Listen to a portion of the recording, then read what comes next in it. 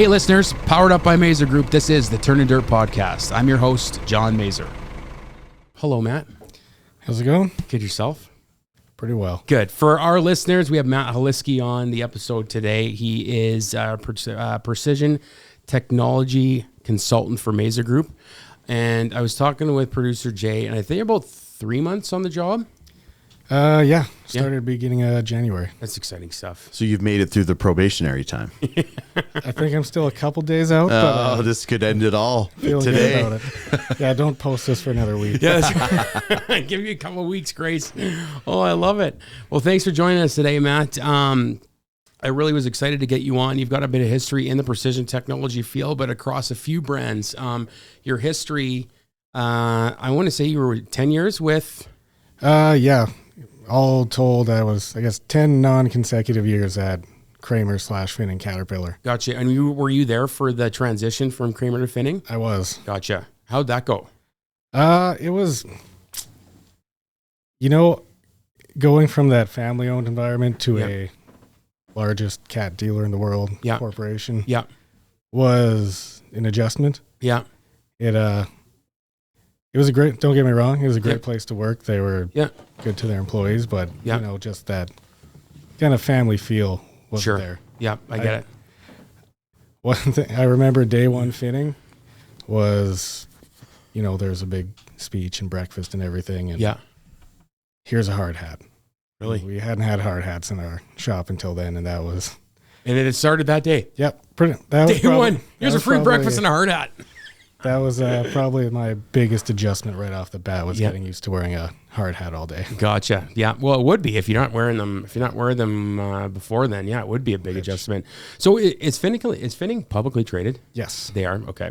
Yeah. So you're really going from a family owned and operated to a corporate entity. So a lot of things come with that. Rules, regulations, policies, procedures, that sort of stuff. Hard hats being one of them. So the job that you applied and got here is a precision technology consultant. You were much doing the same thing at Kramer/Finning, correct? Yes. So I'm a Red Seal heavy equipment technician. That was kind of what got me into the whole equipment industry. Yep. I worked in several different departments there. Yep. I had initially started in kind of new equipment prep, and from there kind of got my first introduction to what you'd call precision technology. It started with motor graders. We'd prep a lot of motor graders for RMs because there's a lot of grid roads around here. Yep. And my first experience with it was kind of the basic, I think they call it like cross-slope AccuGrade. Mm-hmm. And that's no GPS, just set a level on your blade and it'll hold it there. If you can set a cruise speed, if you're going too fast and it starts to bump, it'll slow you down. So gotcha. Not quite set it and forget it, but you could point that grader down the road and do a good job. And so that was, what was it again called? I believe they call it cross slope. Cross slope. Okay. So this is one of the reasons I want to have you on here because my heritage, my lineage, if you will, goes back. When I started with Mazergroup, I was in construction. So, when we had our main line was New Holland. We had Cabelco excavators, but New Holland did have a motor grader at the time. It was only for a 4-wheel drive. It wasn't a 6-wheel drive. So we weren't playing in the big markets like RMs and stuff like that. But any of the shows that we went to, there was an AMM show. Is it AMM? Association of Manitoba Municipalities. It is AMM. Anyway, went to that show, and like cats and deer were showcasing a lot of the technology and graders and equipment that you use to service and keep and maintain grid roads, which is huge in the prairies, right? Yeah. So that really kind of raised my eyebrows, kind of where the industry was going. Now, having said that, obviously technology is a huge tenet in both construction and agriculture. So starting off with the what you were talking about, the cross slope. So no GPS involved, you said. It was just basically like setting a grade of the road per se. Yeah, I gotcha. Okay. Do grid roads grade kind of like towards the ditch? Yes. Yeah. They're high kind in of the middle. Yeah, they call it a cap, I think, they put like a bit of a crown on the road. There you go. Yeah, okay. That's crown. Yeah. So if you're going to slide, you're going to slide to the right, not in to oncoming Well, traffic. it's also for drainage too, right? Like, I mean, Yeah. you get big rains and stuff. Like, I mean, like obviously a gravel grid road doesn't take as good as a paved road, right? So, And do they fill the ruts that happen over time, those yeah. graders? So it smooths it all out. And Yeah. this is maintenance that has to be done how often for a grid road? High traffic grid road. Yeah, it's really high traffic, I guess, weekly. Okay. yeah. Honestly, I never worked for a construction company, so my knowledge on that side of it is Minimal. a bit more limited. Yeah, that's okay. No, that's okay. Like directly, yeah, like you haven't worked for a construction company, like an end user you're talking about, or are you talking construction side at Finning and Kramer? Oh, no, like end user. Oh, I got you. Yeah. Okay. Yeah. Yeah. So anyway, going back to what I was saying about like kind of the first introduction to the, technology side of the construction stuff. Again, this is why I wanted to have you on, because it's a big part of both construction and agriculture. So, in your tenure with Finning, I guess we could call it. Yeah. So that was kind of the first introduction. Let's go right to the end. Like, what were you seeing from a grader standpoint? You went from the cross slope to like actual mapping of roads and levels and grades and that sort of thing. Yeah, so I guess kind of if you want to call it the pinnacle of, Yep. It's exactly what I'm looking for. even know what the right word, more than grade control, like 3D mapping. Is that right? Like, so I know Trimble's been in the ag industry for a long time as well. It was a lot of Trimble products that we worked with. Mhm.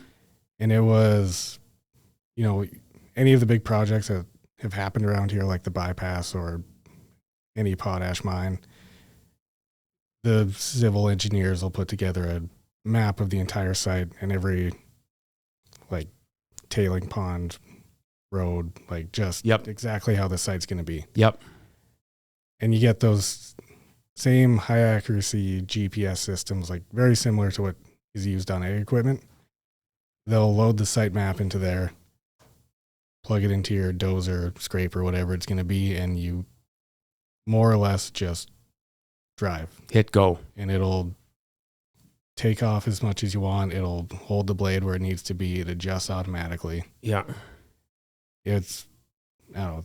Pretty robust stuff. Like, I mean, you think in the old days, like, and sorry to interrupt you, but like, I mean, that was kind of all like eye level stuff. Like, I mean, your old school grader operators and dozer operators, like they obviously had a feel for the equipment, but like their eyes were their GPS, if you know what I mean, Well, yeah. And then like they went from grading to, just put a stake in the ground and try and hit that with the top of or bottom of your blade. Yeah.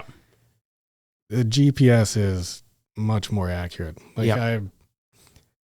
for a long time, I did a lot of these installs in the shop, so I never really got to see them in action. Yeah. And I remember the first time I got sent out to the field to do a measure up, get everything done, and then the surveyor comes just to double check it against, Like a benchmark. yeah, like the base station, like they've got their little Sure, yep. surveying probe. Measures it up, puts the probe right next to the blade, and it was, I don't know, 1 centimeter off Yeah. on a D8 dozer, which is a pretty big machine. It's massive. Like massive. So We're talking 1 centimeter, sub inch. Like, I mean, yeah. Do they call your pinky 1 centimeter? I think that's what it is anyway. yeah, something like that. Yeah. Which is insane to think about it, because I mean, like, and then you're talking about loading up, 3D imaging of like huge work sites, right? Yeah. Like whether you're building a new building or like you're grading roads or doing something like that. Like, I mean, these images can be massive, and especially if you're loading across multiple machines. Like, I mean, that really not takes away per se, but it really alleviates the requirement for operators to have the experience and have the the know-how and the as they say, old school line of sight with their eyes, right? Yeah. Like, I mean, yeah, as long as you can get some as long as you get some good people in there that can that know how to decently drive equipment, like, I mean, pretty much all the work is done for them. And like, I don't have any numbers to throw at it, but I imagine just the fact that you can get everything more or less perfect the first time saves a ton of money. Yeah. Rather than Huge. Yeah. thinking you hit grade than having the surveyor tell you to go back out there. Yeah. Yeah. Especially when you get all down to a certain grade and you think you got it, and then the surveyor says no. And like, I mean, like these big job sites, I mean, that is a ton of money that you have to spend on that. So that was kind of the pinnacle, as you say, at the end of your career, at the end of the construction side of things. Moving into ag, is ag something that you were looking at for a while? Like, I mean, obviously there's some differences of what we're talking about when it comes to GPS and precision technology. You know, we're, talking about, efficiencies in seeding and spraying and harvesting. So, I mean, is that something that you were looking to get into? Well, it's like I didn't grow up farming, but both sides of my family are farming families. My dad still farms with his brother-in-law. Like, it's always been around. Yep. And I don't know, I was just looking for a new challenge and had an opportunity to jump over to Calian Agriculture, who manufactures BinSense, which is grain monitoring. Yep. We had Calian Ag on here. What was his name? Landon. Yes, Landon. Yeah. Beauty of a guy. Yep. Yes. Yeah. Beauty of a guy. Yeah. So anyway, you worked with him for a bit. Yes. Yeah. Nice. Yeah. Sorry to interrupt you. So you're at Calian Ag for a bit there. Yeah. And it was one of those things where I did enjoy heavy equipment. Like, it's a lot of cool stuff. Yep. But it felt like, I guess maybe there's a little more stability in ag in Saskatchewan, given it's what we do here. Mm-hmm. A lot of our work at Finning was kind of imported from Alberta, BC, coal mines, oil sands, etc. So yeah, just keeping it local and something that's not going to go anywhere. Nice. Yeah. Everybody's got to eat. We were actually just having this conversation today, and we were referencing we're talking about the differences between agriculture and the car business. And the car business, and my dad always says that somebody turns 16 every day, whereas their ag business, our customer base is shrinking, but there's still the same amount of acres that need to be worked and need to be harvested, right? So stability is definitely a tenet in agriculture, which you're exactly right there. But I commend you on switching industries. Like, I mean, it's a big jump. And like, I mean, what are you thinking about it so far? Like, I mean, obviously you're looking at different things than you were in construction. Like, I mean, yes, it's all technology, and yes, it's all computer-based stuff. But I mean, obviously the goals are different. The goals are different. I think kind of the most basic level of precision technology in ag was closer to that highest level I experienced in construction. Like, there's so much more detail you get into with ag. Mm-hmm. Like, when we're talking about sprayers, they're like New Holland's coming out with their new IntelliSpray system they're using computer vision. There's section control and prescriptions for fields. And what was it? Tuesday this week, I got a whole big rundown on the IntelliSense systems on New Holland combines. What'd you think of that? It was it's a lot to take in, right? A lot to take in one day. Yeah. You need a few days for that, but at least you got a taste of it right now. But the level of detail and control you can get into with ag technology is pretty impressive. Yeah. Yeah. And needed though. Like, I mean, we didn't think we needed it for the longest time. Like, I mean, I know, coming from Manitoba and the work we were doing there, you take a competitive customer, for example, we'd go out to their yard and, whether they're running deer or a case or whatever, and we want to go in there and demo a New Holland combine. Well, it wasn't technology that we were showcasing there. It was the mechanics of the unit that, we can, thresh more, and we can thresh more efficiently, and you have less, loss out the back. And, the machines just proved themselves and hence got the deals for us. But when we came here, it was technology that was a huge buying factor and a buying criteria of the customer. So we really had to adapt, and New Holland's doing a bit of catch up. They're getting caught up now. But I mean, there's other manufacturers that are doing it, and that they have the robustness and the abundance of collecting data that are just on a crazy scale. Like you said, there's so many things that, we can gather analytics for and hence use as decision making information. Right. So yeah, it's crazy stuff. And I'm not going to throw any numbers out there, but I don't know, earlier when I was getting onboarded, we were talking about how much would an IntelliSpray system actually save you? Yeah. And they might be sales pitch numbers, but I was kind of blown away by how much of a difference that system would make. Yep. And like a lot of it, when you start breaking it down into numbers, seem like a no-brainer. Yeah.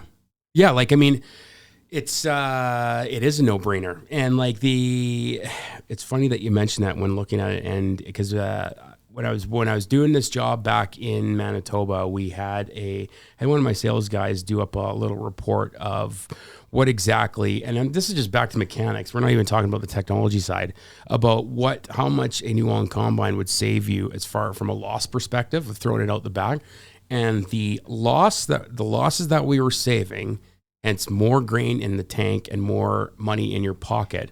That amount paid the combine payment.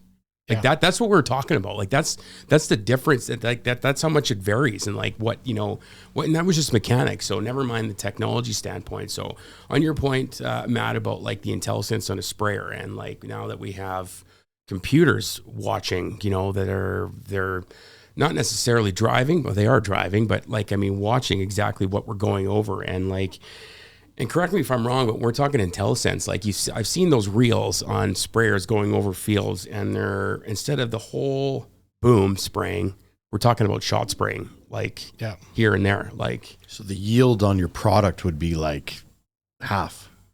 Well, the yield would be, sorry, not yield on the crop. The sprayer chemical that is used. Yeah. You're just saving so much on that. That's exactly right. You're not spraying dirt. That's exactly It's right. not spraying the bush over there on the left. Yeah. It's hitting the crop exactly where it needs to. Yeah, right? hitting the weeds, hitting whatever it needs, and then you have a computer that's watching this go underneath the boom and hitting specific points. And I mean, like, look at the history in that. Like, again, this is dating myself, but going back to like, the early, late 80s, early 90s, and seeing good old spray coops that, I mean, like those older sprayers, like there's an on-off switch for the spray, and like that's it, right? Like, I mean, you turn it on, you went down, and like, I mean, the things weren't even driving for you. It was just, you're following the center line or whatever, and it was spraying at the same amount. It wasn't a variable amount or anything. It was spraying at the same amount and back and forth on that field. And now we're talking about exactly what you were mentioning there, is just the producer Jay is just like, the amount you save on chemicals by just picking out the weeds and spraying them. So it's just unbelievable. So that's on sprayers. You had a little blip of combines here on Tuesday, you said? That was kind of my... Yeah, that is your introduction to it anyway. That was my first formal introduction. Yeah. Have you ever driven a combine before? Maybe in my childhood. Yeah. More riding in the buddy seat than anything else. Yeah, that's okay. Yeah, that's okay. That's how you learn, man. It's just getting the cab with either the family, or if you're on a friend's farm or whatever. So, is this new for New Holland, this style of technology in a cab for a combine? New as in like in the last probably 5-7 years, yes. And is it exponentially like AI, like the internet did when it came on? Like, is technology in ag exponentially growing faster and faster and faster and harder to keep up? I would say the quick answer to that is yes. Yeah, it's definitely going that way. Like, I think it was 20, I could be totally speaking. That's okay. Here, but I think 2018 was like the first year of IntelliSense. Yeah, I think you're right. Yep. And like, just think about how much general AI has changed in the last 3 years even. Yep. We're talking 8 years ago or 7 years ago or whatever it was. Yeah. Once you can start applying that to combine settings. Yeah. Like, there's going to be a lot of improvements to be made very quickly. Yes. Yep. Mm-hmm. No, 100%. 100%. It's exciting stuff. And I mean, like, and especially with this new combine, the CR10 coming out, like, I mean, we're talking 100% new DNA inside and out pretty much. And I mean, they're taking New Holland's taking what they've learned over the last, whatever it is, I guess it'd be closer to 50 years of twin rotor technology, and putting it into this unit. And the numbers that are coming out of this thing are pretty intense. There was another podcast that said that the CR10 was the answer to Case's AF11 and Deere's X9, which really pissed me off because Deere hasn't been in twin rotors at all until the X9. So that was Deere catching up to New Holland and the mechanics of a twin rotor, because the patent ran out on New Holland's twin rotor design.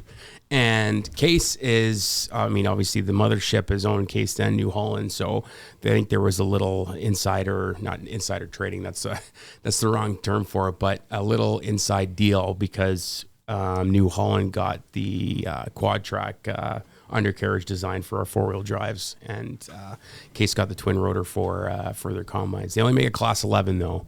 They don't make a class 10. I'm not sure if that's coming down the road, but you can only get an AF11, which is like a CR11. So I don't know. I don't know if we'll see many of those around here. I know our customers aren't gonna. There's gonna be the odd one that wants the 11, but I mean that's a special breed. I'm not sure if you've done any reading on the statistics of those things, but like I mean, to make those run good, you need to feed them. Like you need to feed them a lot and run 50, 60 foot heads on them. So. It's just, you get into Australia where you have these big, broad, open fields of, who knows how big they are to here where, like, I mean, you got to worry about getting down back to our grid roads, we were talking about at the start of the episode. Like, I mean, and then weaving those 45-foot heads through the railway crossings, like, that's a dance. Yeah, fair enough. That you don't want it just anybody to do. So, yeah. No, it's exciting stuff. It's really exciting stuff. So what, so you're 3 months under your belt at Mazergroup here. We've got some great people here, and I'm glad you came aboard too, Matt. So, like, are you? Yeah, like I mean, you got a couple months under your belt. Are you excited to see what's to come in this spring, or what? I'm looking forward to seeding. Yeah, it's done a good job, giving me lots of training, lots of stuff to get me up to speed before I'm thrown into the fire. But I'm pretty eager to hit the road and get out there. That's exactly what it'll be. Because you didn't, like, again, I'm kind of going back and forth here, but at Kramer, they didn't do any ag, did they, or did they? For a period, I didn't touch a lot of it, but there was that time, I don't know if you remember the Cat Lexion combine. Oh, yeah. Yeah. A little bit of Rogator stuff. Yep.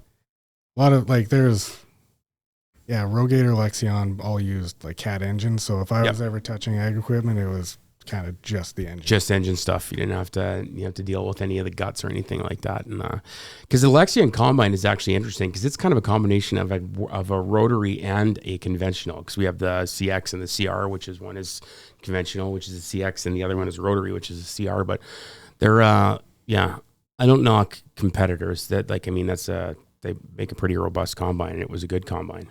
But it is Lexion now. It's not got Cat on any of it, so I don't know if they're dealing with it at all there. So I don't believe they're using Cat engines anymore. Oh, they don't even use the engine in them anymore. Interesting. Not 100% on that. Yeah, that's okay. That's okay. You can quote here. We're not going to hold that against you. Mm-hmm. So seeding's coming, and like we're damn close here.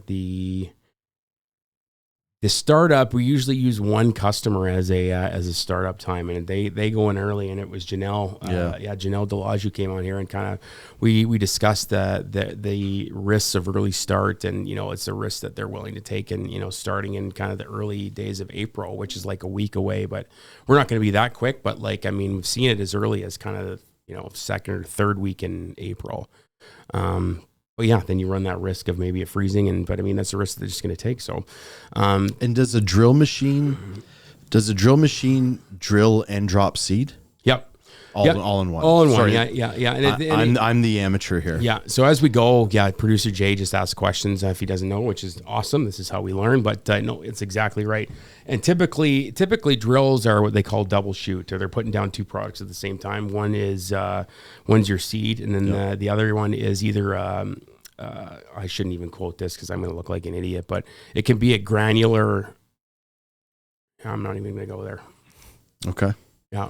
Unless you want to go there. So it'll cut the soil. Yeah, it just drop the seed. That's right. And then does it cover? Yep. It trails and it covers the seed. All in one. Yeah. And people have to do sometimes upwards of 100,000 acres of this. Correct. Yes. And that can take how big is a seeding season for one of your largest customers? So how long? And again, it all depends on how big of drill they've got, because I mean we've got drills that can go up to 100 feet, right? I mean the typical size is probably between that 65 to 85 feet. 85 is on the big side, but I mean there's 90 footers out there, and I mean there's huge toolbars out there that can get over 100 feet. But I mean the customer to the south of us here, they run KF runs I think seven or eight drills at 82 feet. You know, Wow. so if they're doing 70,000 acres, I'm not even going to try to attempt to do the mental math on that. But it's a good seeding. You know, it's probably 3-4 weeks, something like that. Okay. Yeah.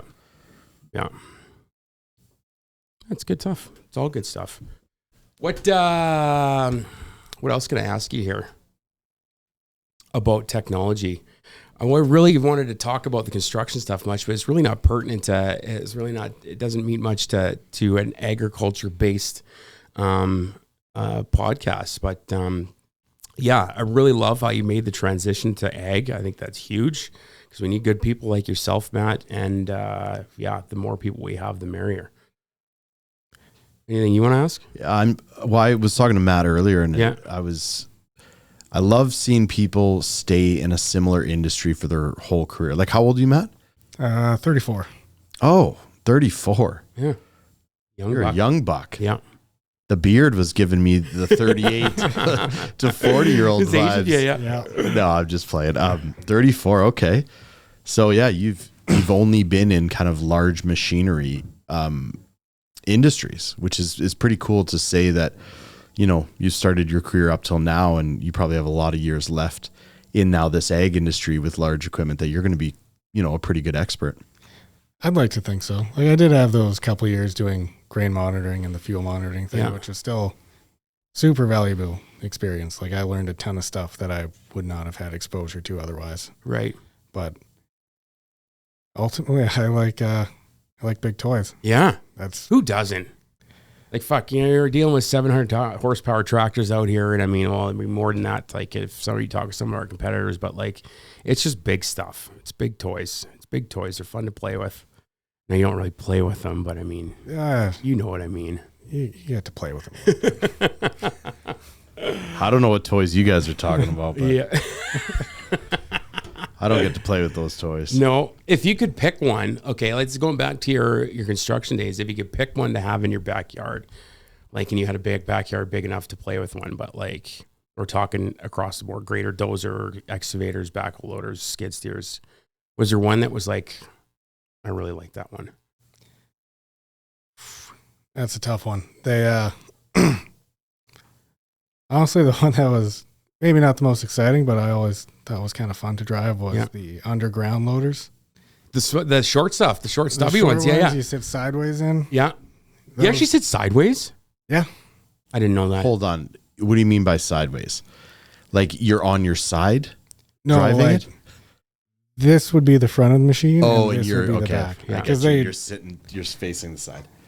There's no room to turn around in a mine, so they just drive backward and forward. Yeah. Wow. So instead of sitting frontwards and now looking over your back half the time, you're just either looking side to side. Yep. And if you've ever seen mine equipment, and you probably haven't, Producer Jay, but like literally they're meant to drive in mines, and the mines are only however big they bore the hole, because they drill laterally, right? Like potash mines, they go down whatever it is, I don't know if it's a mile or what, and get down there, and then the potash section is whatever, 12 feet or whatever. So you have to have equipment that fits within that 12 feet, right? So you get these massive loaders, like 8 and 9 yard buckets. But I mean, they're just like the loader's just like, it's tiny. It's like 8 feet high. Wow. Yeah. You wouldn't catch me dead going down. You never been on a mine? I will. Yeah. Like I don't really think I'm claustrophobic, but I'm turning claustrophobic thinking about going into a mine, a dark mine where it could cave in at any time. Yeah, you could think that, but it hasn't yet. Like any of our potash mines. Did you ever do any work down in mines? I never got to go down a mine. No. I was in a course called Agribusiness at Assiniboine Community College in Brandon, and they did a trip to Rocanville. They've got a big potash mine there. So anyway, they took us down, and it's like, I mean, you're going down for a ways, and when you're down there, like, I mean, it's like a little city down there, right? Like, I mean, there's so many people working, but the craziest part was they took us to a part of the mine where like they'd done their mining, they were working over there. So nothing was really happening, but they shut the trucks, lights of the trucks off, and then they shut the engines off and whatever. And literally, there's zero sunlight down there. Pitch black. You can't see your hand in front of your face. Like, you hold it right there, you couldn't see it. Like, it was a very eerie feeling. I could imagine. Yeah. And the sound would be wild down there. The acoustics. It's in the core of the earth. Yeah. And to think, like, we're not even, like, if you took a picture of the earth or like reference yourself on the earth of how deep you're down, you think you're down a long way. Oh yeah. But it's like not even close. No. Like not even close to like even Still surface level. Pretty yeah, much. literally, like literally. Mine would be I haven't driven one, but mine would be like a D11 dozer. Yeah, those are pretty fun too. Like did you work on those at all? Lots. Yeah. So like, I mean, you can't like, that's not like working on, tractors out here or anything like that. Like this, lifting parts and stuff like that's a lot of manual work like that. You need cranes around to do anything. Yeah, basically, like our shop was pretty well set up. We had overhead cranes in every bay. Yeah. I would say in general that working on bigger equipment's easier on your body than working on small stuff. I would agree with you with that because you need more equipment around to have the ability to work on it. Like, and when I say equipment around, like cranes and like gantry cranes and the cranes on your trucks and stuff like that. Yep. Yeah. I mean, there's not as much lifting, but climbing up and down a D11 all day also, it's a lot. I don't know, easily one flight of stairs to get up to the cab. Yeah.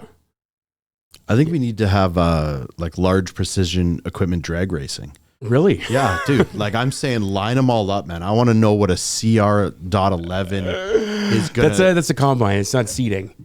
Yeah, that's that. But like, what would be the what would be the fastest machine in the ag industry? Is it just a tractor? Well, I'd probably high horsepower tractor. For actually like doing the job and going fast, it'd probably be a sprayer. That's what I'm thinking. Like, because seating, you're probably, if you're running like a regular hoe drill, you're probably like 4.5 mile an hour. Like a disc drill can go much faster. You're like 6.5, 7 mile an hour. But yeah, like I think you can spray at a pretty decent clip. I don't know if you've been on one yet or not, but so you're saying 4.5 miles per hour is where but like if we had it on concrete, yeah, like a drag race. So how fast can these things go? Oh, okay. Like, no, I'm talking about when it's like putting seed in the ground. Yeah, like when it's actually doing its job, you can't go too fast. 25 mile an hour. Dude, that'd be a great race. Yeah, I want to see which one's winning. It'd take a long time though. Daytona 1000. Yeah. Daytona 1000. It'd take 4 days to see what they do there. I guess you could do it though, but yeah. And the CR.9 is turning the corner. Yeah, that's right. Yeah, you'd be a good announcer for that. Oh, man. Well, that's good stuff. Well, thanks so much for coming on, Matt. This is perfect. This is exactly what I wanted to touch on. You're 3 months in or about that anyway. So what I'd like to do is have you back on in the latter part of the year and just get what your thoughts are on a full season at Mazergroup and like, cause you've been through it all. You've been through it all. Like seeding, spraying, and combining, and then everything that goes in between there. So you talk to me in November, I'll probably have a lot more material for you. You can give us all the tricks of the trade and all the stuff that, you can teach me on some stuff anyway. So that'd be good. Well, thanks, man. I really appreciate it. And we'll see you in November. Okay, sounds good. Thanks, man.